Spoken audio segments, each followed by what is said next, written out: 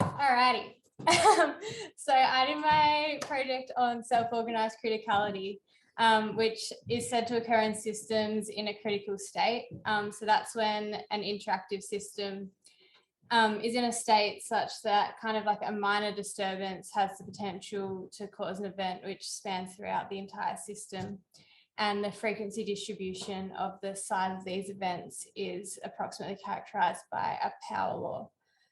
So throughout history, it's been observed that this occurs in many systems in both nature and society, and they kind of come to this state irrespective of their initial state. So an example of this is earthquakes, which are caused by movement of tectonic plates. And we've seen that the frequency distribution of earthquake magnitude follows a power law distribution. So Bucktongue and Weisenfeld introduced the concept of self-organized criticality as an explanation of this, and they introduced their Sandpile model to model it. So in the model, we have a grid made up of cells, and each cell can hold grains of sand up to a threshold of 4. So at each time step, a random cell on the board is chosen and a grain of sand is added to it.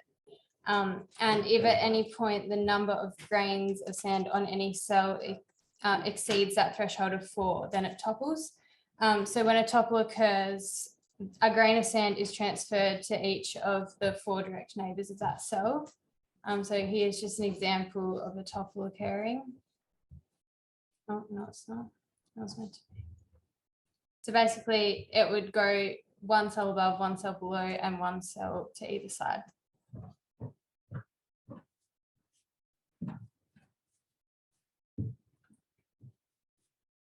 Anyway, so when a topple occurs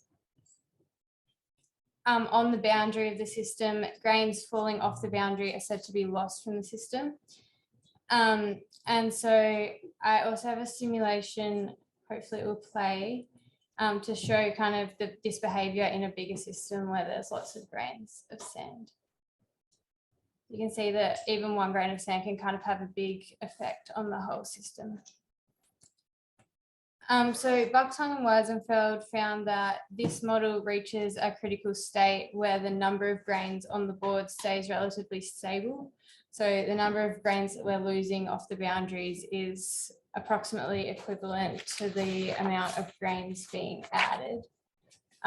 So since a grain isn't dropped until every cell on the board is stable, dropping a single grain, if that cell topples, then it has the potential to make its neighboring cells topple and its neighboring cells topple. And then we have kind of a cascading effect, which we call an avalanche. So once the critical state has been reached, there's a power law distribution between avalanche size and frequency. So if we're plotting size of event versus frequency, we expect to see kind of an exponentially characterized graph, and then when plotting the log of the size versus the log of the frequency, we expect a linear graph, seeing as log is the inverse of the exponential function. So we use 3 measures of avalanche size. So the number of topples, the area, which is kind of like the number of unique sites on the board which topple, and then the amount of loss, so the number of grains lost off the side of the grid during an avalanche. And we plot the frequency distributions on log-log scales and expect linearity to demonstrate the presence of a power law relationship.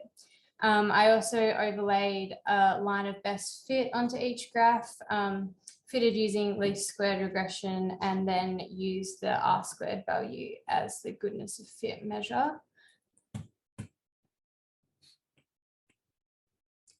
So here are the plots produced using a 50 by 50 grid with 300,000 time steps. See kind of the stabilization of the total mass in the first one, and then the evidence of the power law in the next 3, kind of indicating that this system does reach that critical state. There is a bit of a noticeable drop off at the end. However, that's likely due to the fact that we're using quite like small systems in comparison to the large systems in the real world, which we see exhibiting this property. So we found that if we're using a larger size board, we do see this drop off less. So I've just got here a 10 by 10 grid versus a 50 by 50 grid to show that, yeah, the larger the board that we use, the less of an issue that this is to the linearity of the graph. And that's just because it has the potential to kind of capture those really large catastrophic events, which we're talking about. So when I was studying this model, what I was really interested in was to see which properties were kind of essential to the criticality of the system.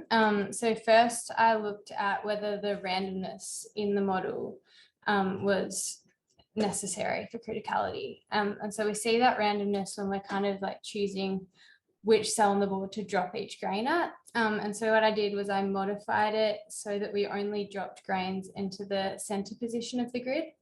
So that kind of looks like this. You can see that it behaves quite differently. There's very symmetric and a nice pattern. However, the R² value is essentially the same, so 0.89 as compared to 0.90 previously. So there was no evidence that kind of removing that randomness impacted the critical nature of the system. So in a similar vein, I also added more randomness to the model, introducing kind of an element of probability into the topples. So instead of kind of automatically toppling once I reach that threshold, I assigned probability of toppling to each cell based on the height at that time step. And this again didn't prevent the system from organizing itself into a critical state. So there was no evidence that the criticality of the Sandpile model was dependent on either the presence or the absence of randomness. Another way in which I modified the system was kind of to add a mechanism simulating wind.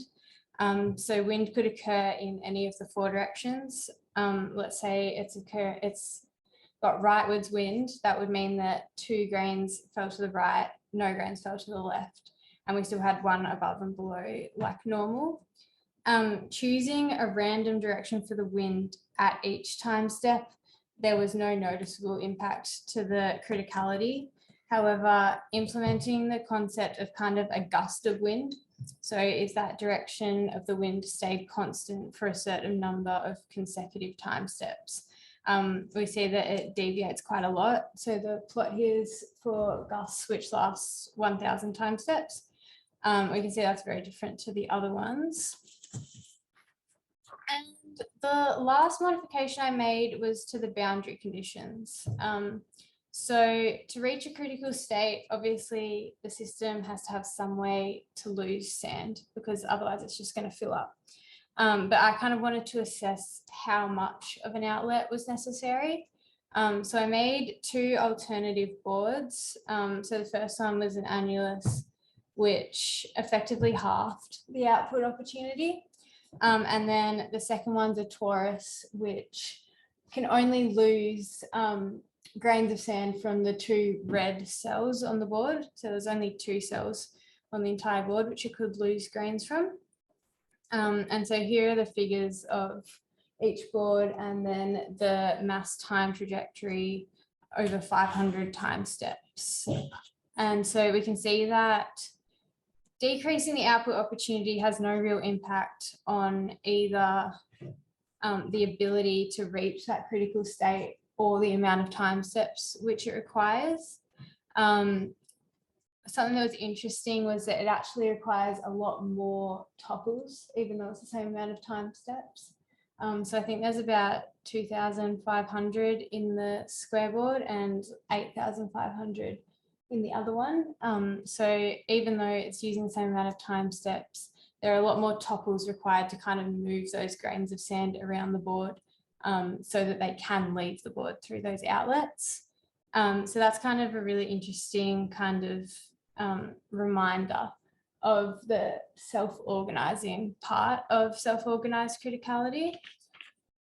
So yeah, that's all. I guess to conclude, I just say that modifying the Sandpile model was a really useful tool to learn about self-organized criticality and like the necessary conditions for it.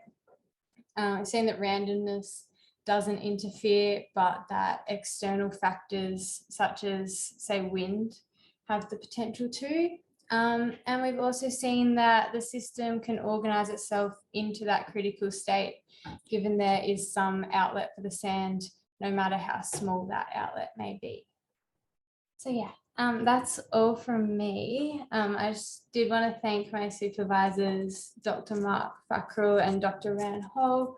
They were amazing throughout the whole process, and also the School of Maths and Stats, because it was a really great opportunity. Hannah, just one question. Yeah. Just something that I was curious about. If you look back in a mass time trajectory, you Yeah. see like this little bit where it's like, there seems to be like 2 lines. This one? Yeah. Could you explain that? What 2 lines? As in like the mass time trajectory reaches a point where there's like 2 lines, one above, one below. Does it like oscillate very fast between these 2 or something? I think Oh, that's writing. Oh no. this one, yeah. I tried to put it in. It just had the amount of topples, but okay. you can't really see it. I need to fix my eyesight. No, it's my bad. Thanks for that. Thank you. I'll switch over. I have a question. Yes. What software did you use for that? Oh no. I did it on Java. And yeah, I just found like libraries. Yeah, screenshot stuff. Simulation as well. Yeah. I did that on processing. Oh, processing. I love that. Yeah. I also use that. You did your entire simulations in processing. That's interesting. Yeah, in Java.